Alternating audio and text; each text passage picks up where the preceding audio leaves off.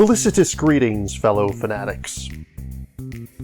Welcome back, one and all. I'm Adam the Fanatic, and today we're taking a look at Lawyer Up, a dueling card game by Rock Manor Games. Do be forewarned that this game deals with grand larceny, murder, racketeering, witchcraft, conspiracy, gambling, and infidelity. You know, all the wonderful sorts of things that real court cases deal with. Can't believe Angelica saw that movie last night. I can't mother and merger at the same time. Besides, she only saw a scene or two. It couldn't have made an impression. We'll be looking at both Season 1 and Season 2 of the game, each of which brings its own unique cases to the mix. Do note that Season 2 is standalone and does not require Season 1 to play, although each does have components which can enhance the other. Without any further ado, let's dive in! In Lawyer Up, two players will be competing as prosecution and defense in order to prove their case before judge and jury. Each case brings its own unique rules, although there are general rules which all 7 cases will follow. To set up, you'll begin by choosing a case. For teaching, we'll be looking at Case 00, the art forgery. Each case comes with a single card that briefly introduces the case. Although not necessary to play, you may wish to read it your first time through each case to get a better understanding of the situation. To begin, the prosecution and defense will each need their respective 26 card base decks, which will be used for every case. Likewise, each player will need an influence dial, 3 objection tokens, and a sidebar token of their respective color. Make sure all the tokens are face up and that your dial is set to 0. Take one of the judges. A handful of cases have a themed judge, though these are mechanically all the same. However, if you're playing with Season 1, you'll also have a set of biased judges. I suggest skipping these for your first game and using the standard judge. Regardless of which you choose, place the judge so that the red side is face up, representing that they currently favor the prosecution. Next, you'll choose a strategy. Most cases will have each player choosing their own strategy, but to keep things simple, this one only uses a single strategy card. You can choose opening statements for a shorter game or the spider's web for the full Lawyer Up experience. We'll assume opening statements for this example. Opening statements list 6 key witnesses, so we'll place each of them near the judge. The orientation of these cards doesn't matter so long as both players can easily read them. Take the remaining witnesses and shuffle them up to form the witness deck.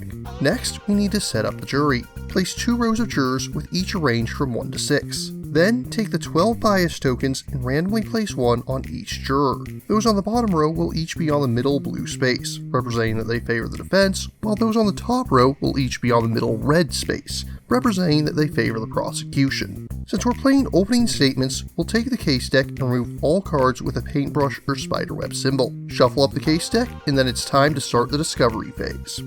Each case in Lawyer Up begins with Discovery, a series of drafting rounds where each player will take 3 cards. They choose 1 to put into their own deck, 1 into their opponent's, and 1 to be set aside as buried evidence. Once both players have done this, they'll take another 3 cards each and repeat the process until the entire case deck has been depleted. After that, each player should shuffle up their deck.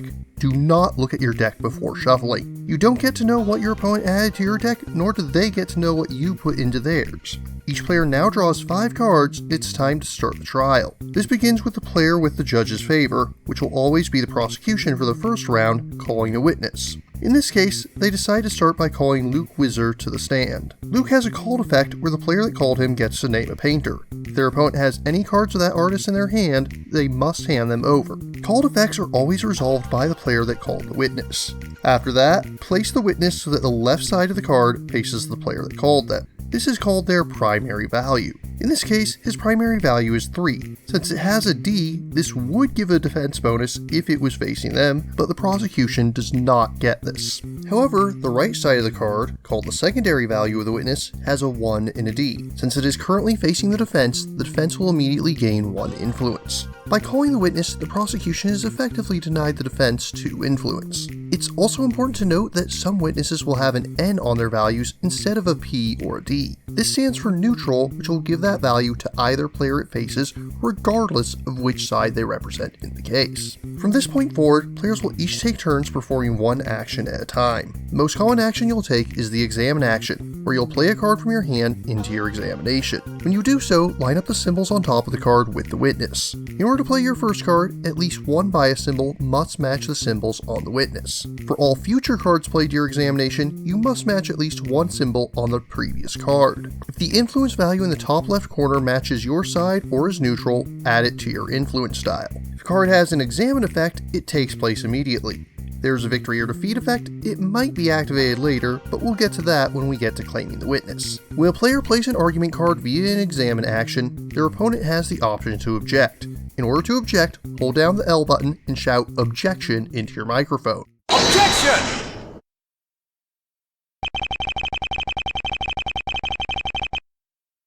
My sincerest apologies, it appears Mr. Edgeworth is correct. In order to object, flip one of your face-up objection tokens so it is now face down. Your opponent will then discard the argument they just played and immediately chooses a new action to take its place, which can include another examine action with a different card. Bear in mind that you can only object once per witness, regardless of the number of objection tokens that you have remaining. But you really don't need a logical reason for your objections, which means that this is a valid option.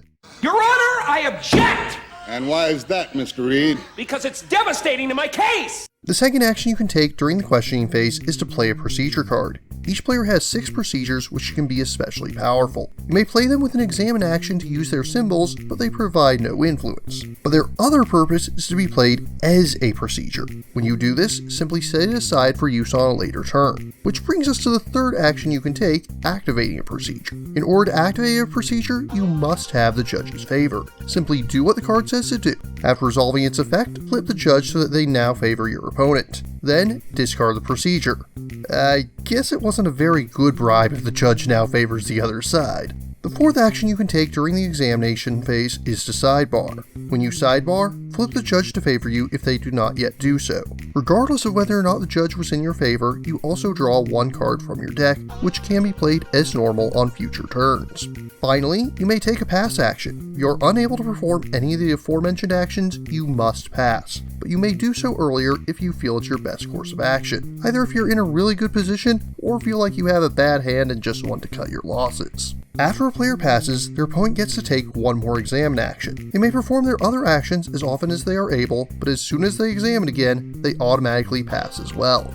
At this point, you'll resolve the witness. First, check to see who won. Whichever side has the highest influence at the end is the winner. In the case of a tie, whomever has the judge's favor wins the witness. After that, resolve any applicable victory and defeat effects. First, the defeated player resolves any defeat effects either on the witness or on the last card of their examination, and only the last card. After that, the victorious player resolves any victory effects on the witness or the top card of their examination. Again, only the last card. In this case, they get to sway one emotional bias. To do this, they choose one juror with said bias and shift it one space in their direction, without paying the normal cost. So what do I mean by normal cost? After victory and defeat effects are resolved, the defeated player's influence is subtracted from the victorious player. Whatever the victorious player has left over can be spent to sway jurors. The number on a juror's card effectively shows how stubborn they are. To sway a juror, you may pay influence equal to the juror's value and move the bias token one step in your favor.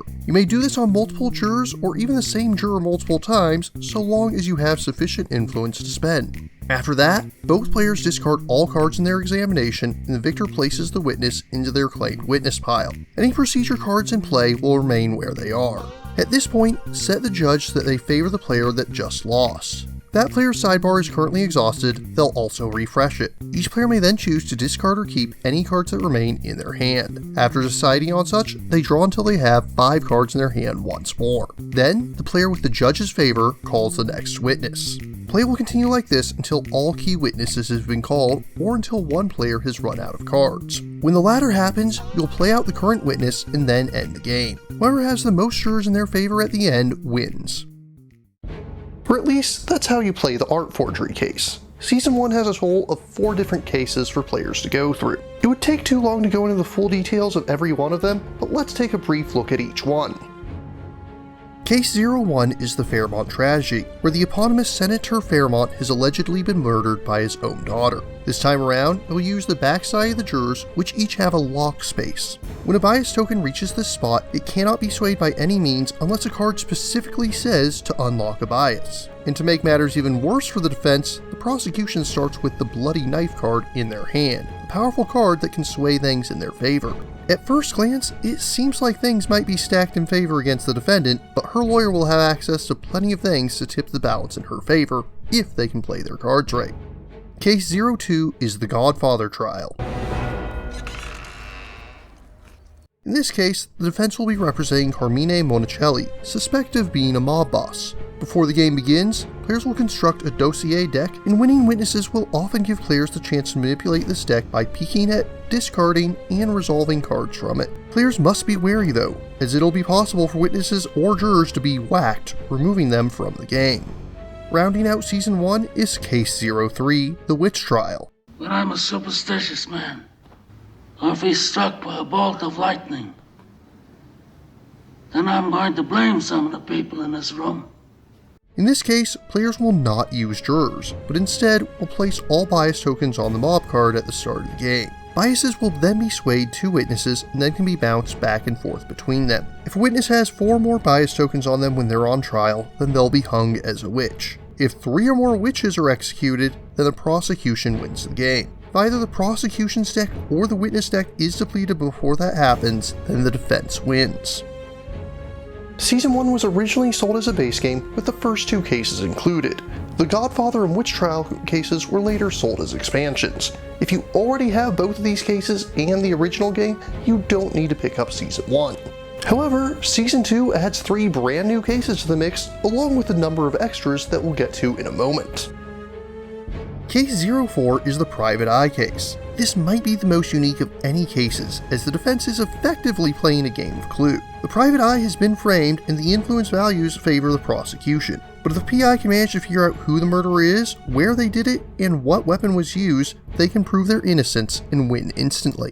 However, if at any point all 12 jurors are in favor of the prosecution, the defense loses instantly. Unlike other trials, the prosecution cannot win with a simple majority of the jurors. More akin to actual criminal courts, they must have a unanimous verdict of guilt, otherwise the defense wins.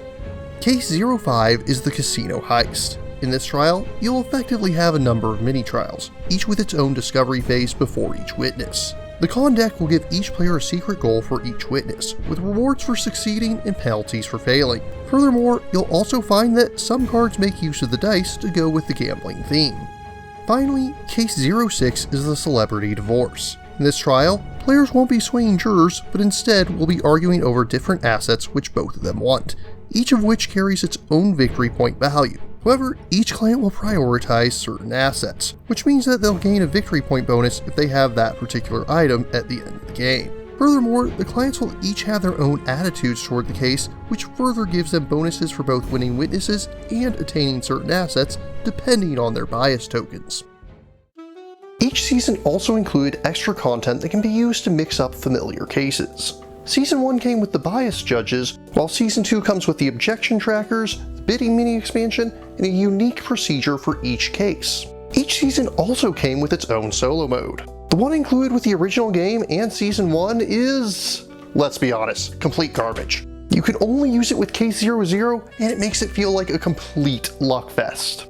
However, one of the major selling points of Season 2 was that it came with an improved solo mode that could be used with every case in the game.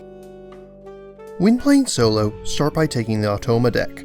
This will replace the standard deck for your opponent, with cards here tending to have more powerful effects than their normal counterparts. Next, take the Automa strategy card appropriate to the case at hand. Cases 0, 1, and 6 have a single card, but cases 2, 3, 4, and 5 have unique cards depending on whether the Automa is playing as the prosecution or defense. You'll also need to pick a discovery card and a personality card. These can be chosen at random or picked as you desire. They do not pertain to any specific case. You'll also need a regular d6 and the bias die. If the case requires the Automa to pick a strategy, simply do so at random for them. When performing the discovery phase, roll the bias die and the d6. The bias die will tell you which discovery roll to use, and the d6 will tell you how many rounds to use it. Draw 3 cards at a time. First, resolve the Automa's discovery rule, then place the other two as you see fit, so long as you respect the rule that each draft must have one card going into your deck, one into your opponent's, and one into the buried evidence pile. You'll need to repeat this until the case deck is exhausted as usual.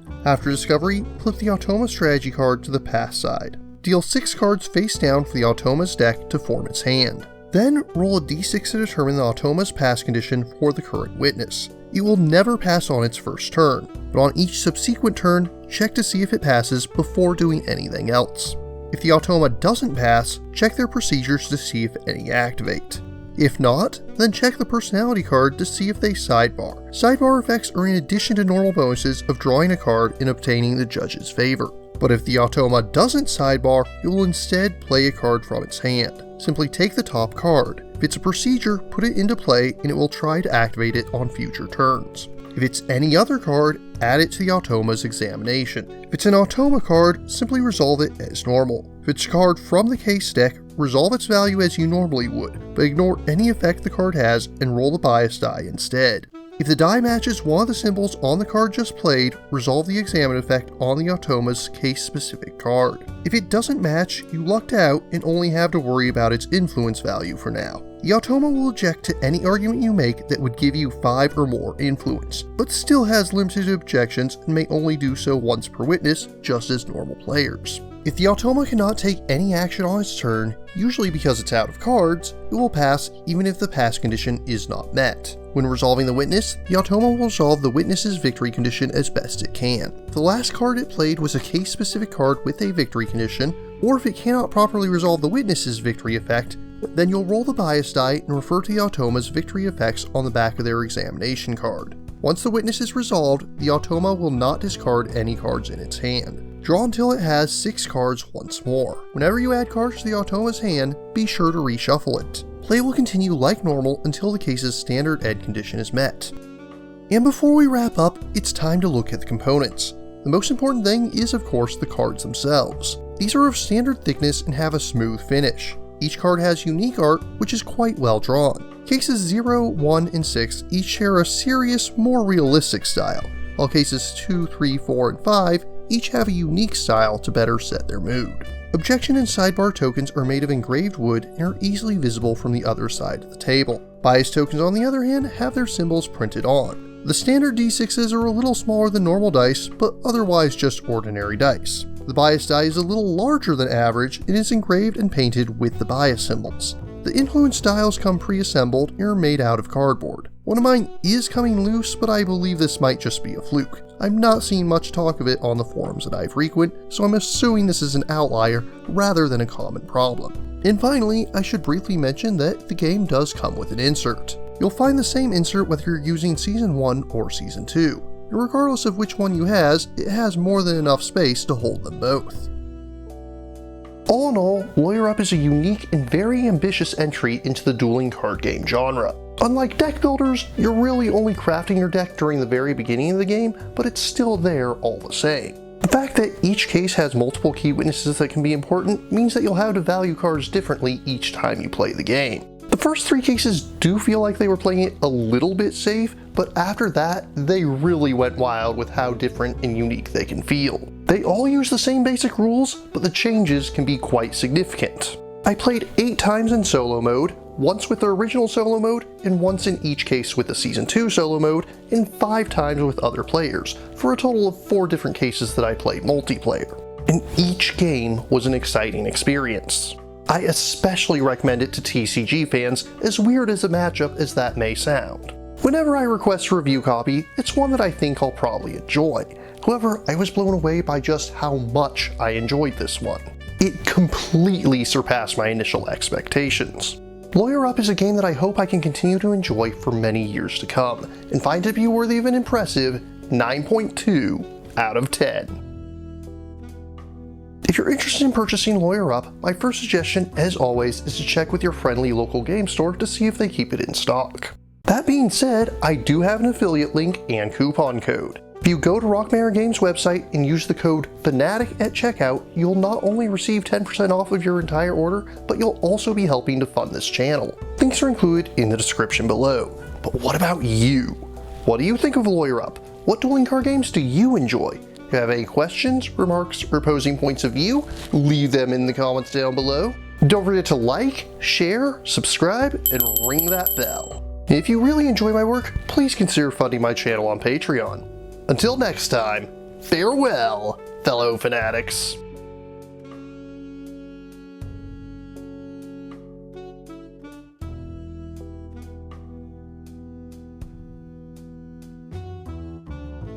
Thank you again for watching. I have plenty more to share with you if you're interested.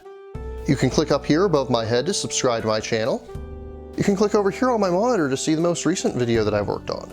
Or if you prefer, you can click up here to open this mysterious vault and see what video that the YouTube algorithm has picked just for you.